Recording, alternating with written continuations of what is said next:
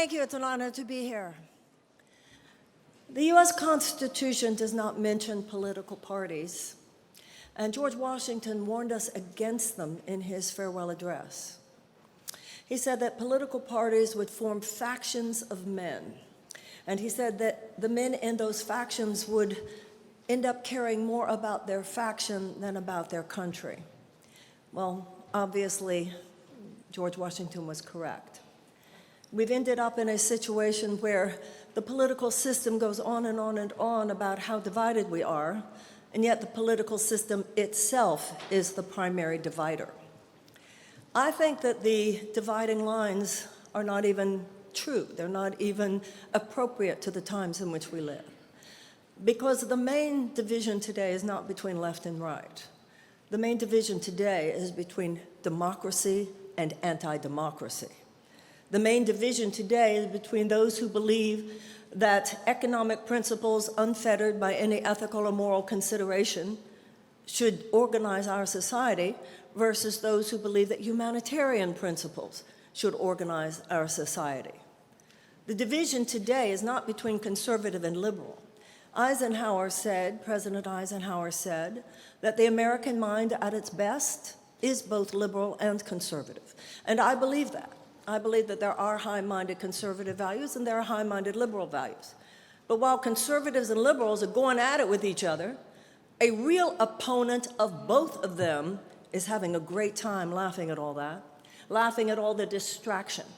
Because the real opponent of our democracy is not conservative and it is not liberal. It is an authoritarian corporatism, which has corrupted the United States government and has turned our government into little more than a handmaiden to huge multinational corporate forces, to the point where we're not even a government of the people, by the people, and for the people anymore. We are a government of, by, and for these huge multinational corporate forces. First, health insurance companies and their short-term profits are maximized. Big pharmaceutical companies, gun manufacturers, chemical companies, oil and gas, food, defense contractors. First, their short-term profits are taken care of. I don't remember anywhere in the Declaration of Independence where it says that God gave all multinational corporate forces the inalienable rights of life and of liberty and of the pursuit of happiness.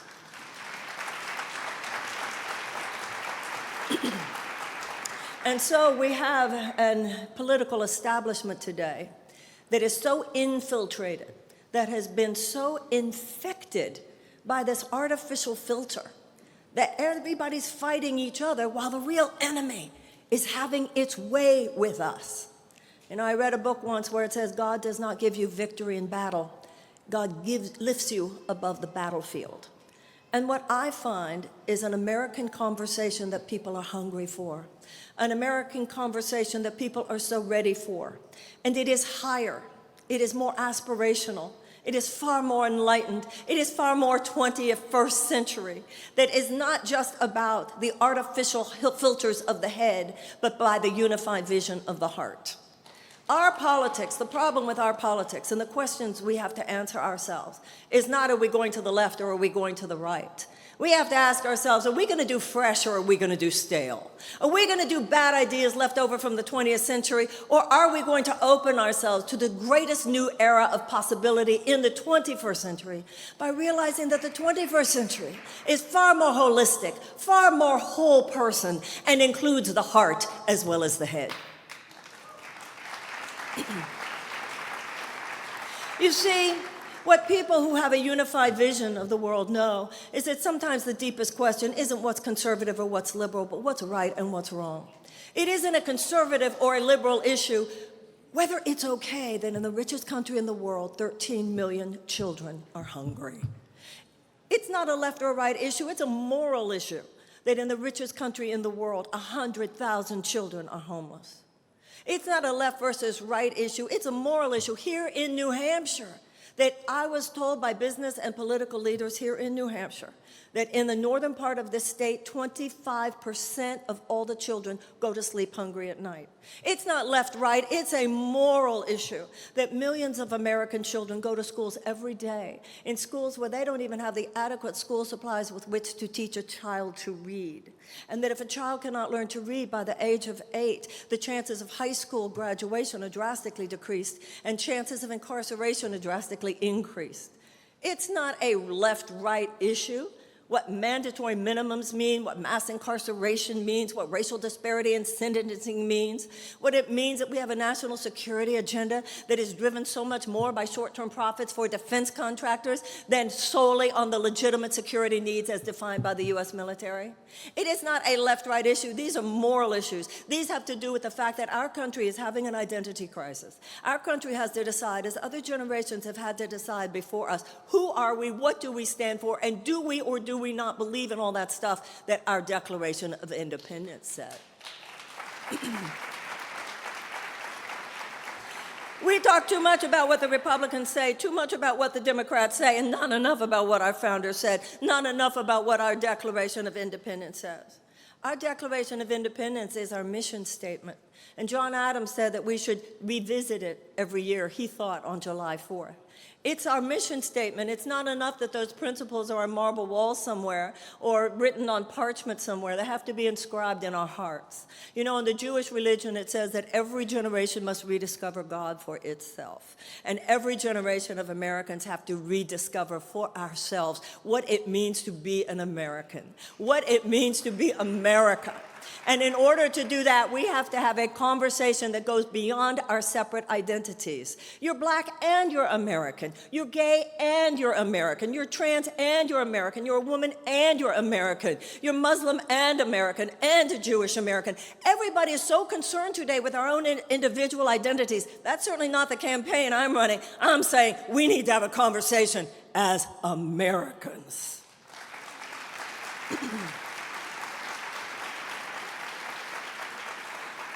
Our politics is so corrupted that it's a politics of pleasing, people-pleasing. Politicians get up on stage and they've been briefed by their operatives. Well, you're in this group, so you probably want to hear this, so I'll tell you that. I've been briefed by my operatives. I know that your group wants to hear this, so I'll tell you that. I've been briefed by your operatives so that I will tell you this because I'll get you that. And then it turns the voters into poker chips. All it does is it infantilizes the American people. I'm not running that kind of campaign. I'm not here to tell you what I think you want to hear. To me, that's not leadership. Leadership is when somebody tells you what that leader really thinks we all need to know. And so I don't hold the people in such low esteem that I think that all people care about is what I want. You see, that's the supposition that a politics of divisiveness makes, that all you really care about is what pertains to you. I don't believe that. I don't believe that all you care about is what pertains to you. I believe that we need what Martin Luther King called a coalition of conscience. I believe that there is a wellspring of Americans who really do care, not just about what happens to me, but what happens to us. I don't think any person should just live for themselves, and I don't think any generation should just live for ourselves. And I believe that there are millions and millions and millions of Americans who are ready to rise to that level. There are haters in this country today, ladies and gentlemen, and they're organized and they're effective. They are racists and bigots and anti-Semites and homophobes and Islamophobes.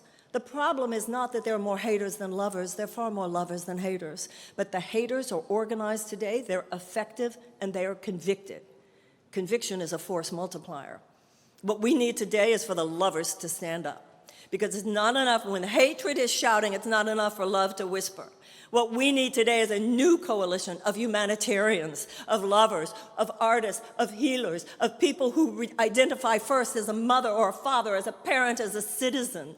Not just my group and my needs, but my responsibility. Not just what democracy gives us as rights, but what democracy gives us as responsibilities to show up in every generation.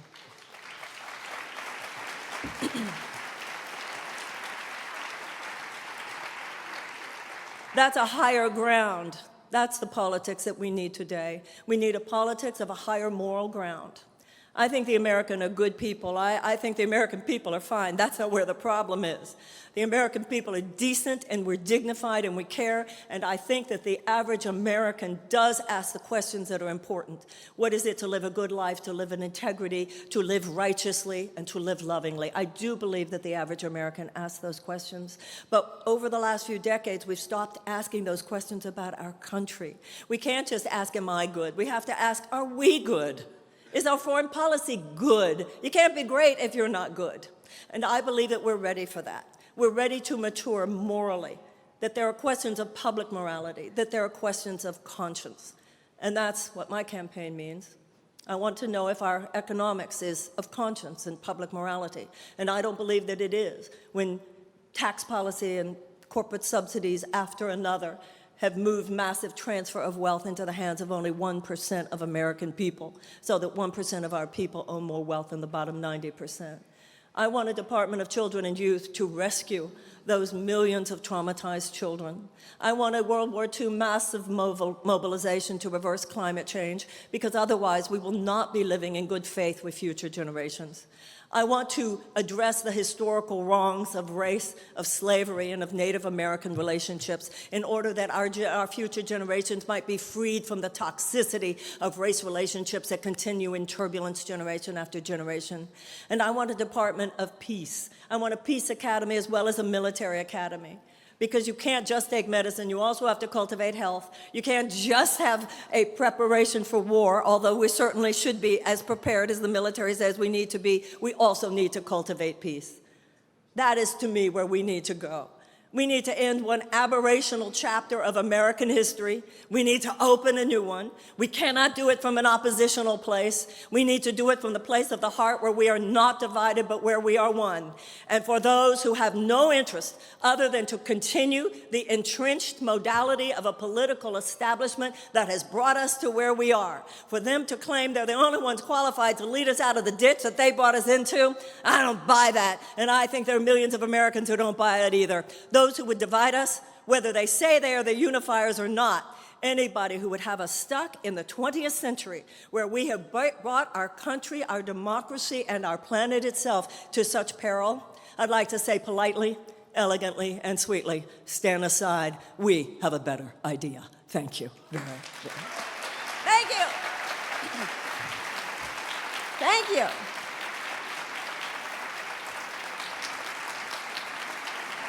Thank you so much.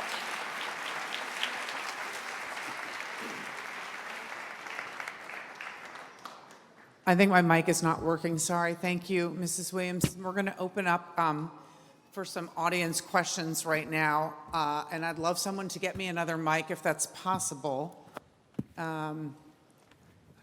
Is this working now? Okay. Okay. So someone is supposed to be in the audience with mics to get.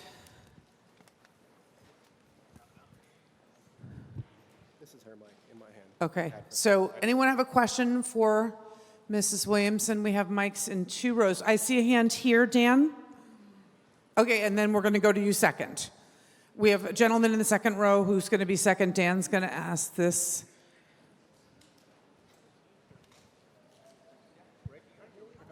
Sorry. Thank you, ma'am. Thank you. Okay, so if you're elected, what will you do to stop the greed and lower prescription medication prices?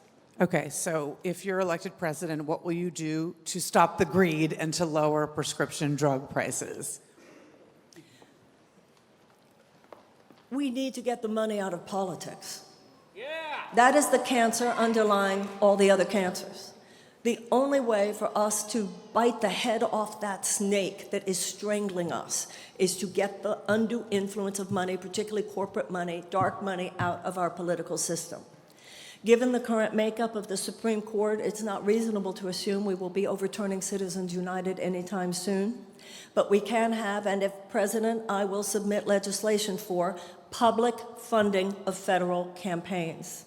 In addition to that, we need to work towards a constitutional amendment that enables us to have public funding of federal campaigns. When this woman asked about drug prices, what is she referring to? Every American needs to be very clear about this.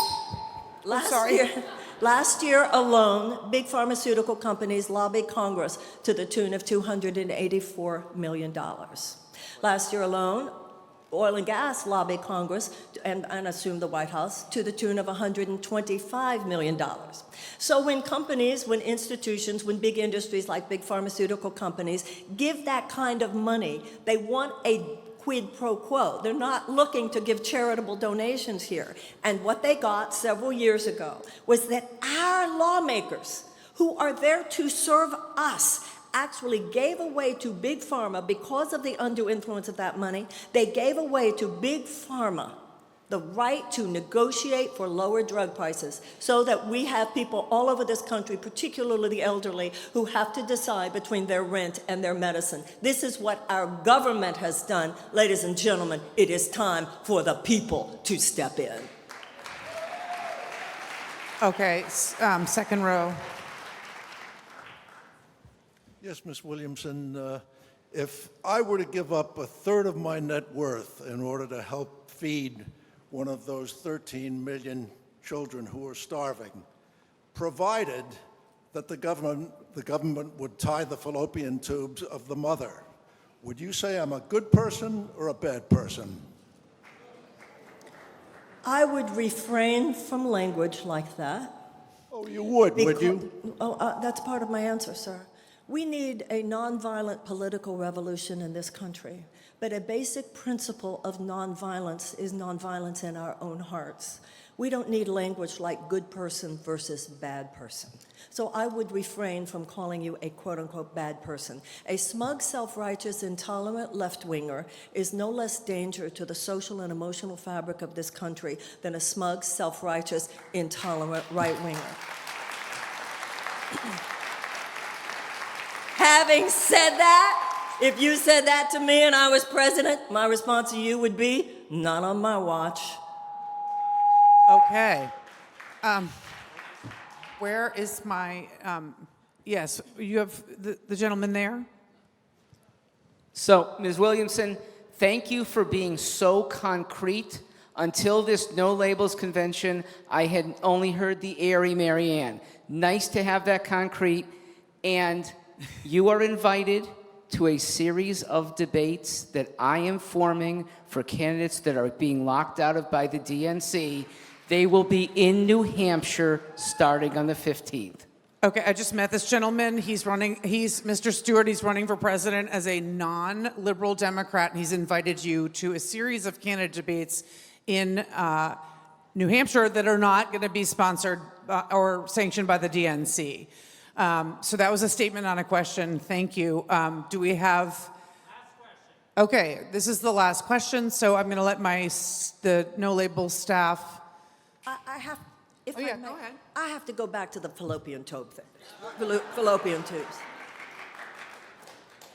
All jokes aside, sir, in countries like China, where they actually do things like that, every American should feel horror at even the idea. And even beyond that, I don't feel the U.S. government has any right to tell anyone what to do with their body.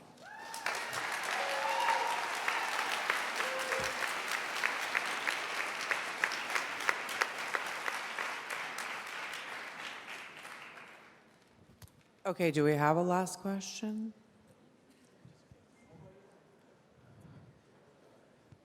What's your Okay, but I have to have the microphone come. Staff, I think we. Oh, I'm sorry.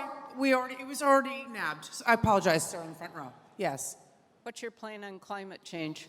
Okay, climate change.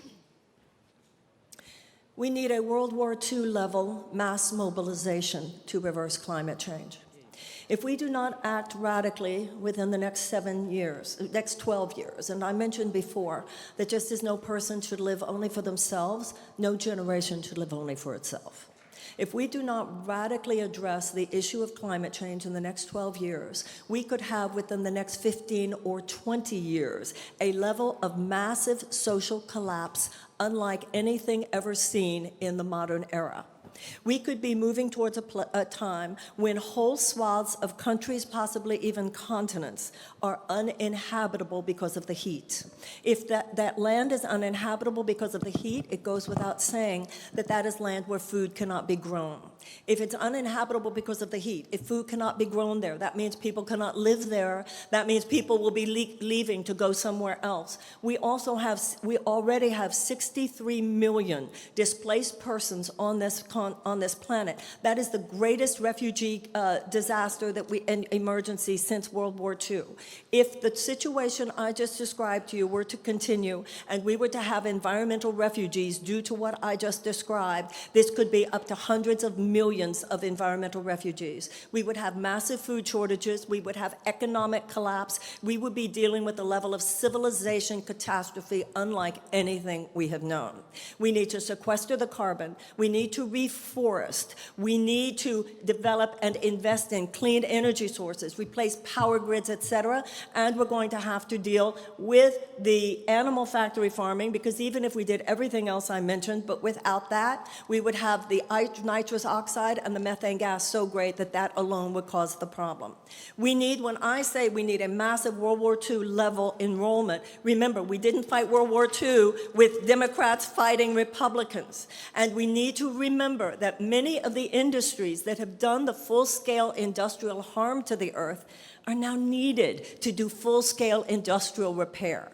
We have to give respect and acknowledgement to the fact that we would not have been able to fight World War II without fossil fuels. The issue is that was then and this is now. As president, it would be very, very important to me that this just transition, which we must make from a dirty economy to a clean economy, is done so carefully. This is like a massive ship we need to turn around in this country. We need change, but the change needs to be undertaken under the direction of someone who understands we need change, but not chaos. The thousands of people whose jobs now have to do with industries of dirty energy need to be carefully taken care of. They need to know the president has their back. We need to make it very clear, and the government has to compensate for any loss that might otherwise exist. We need your skills. We need your manufacturing. We need your creativity. We need your research and development. We're going to repurpose this. This is not just a matter of policy. This is a matter of the consciousness of the president, who understands that there are psychological and emotional elements to the kind of change that we must undertake, and is as prepared to deal with that aspect of the change, the internal aspects of the change, as much as the external aspects of the change. We can do this, but we can do it carefully. In fact, I'll tell you one last thing about that. Americans are hardwired for great things. Americans aren't hardwired for little things. We're hardwired for great things. And Winston Churchill once said, you can always count on Americans to do the right thing after we have tried every other option. Sometimes Americans are late to get there, but when we do get there, we slam it like nobody's business. When it comes to rescuing our children, when it comes to taking care of our earth, when it comes to repairing historical wrongs, and when it comes to waging peace on earth, when it comes to reclaiming our moral leadership in the world, we might get there late. If you make me president, we are going to slam it like nobody's business. Thank you.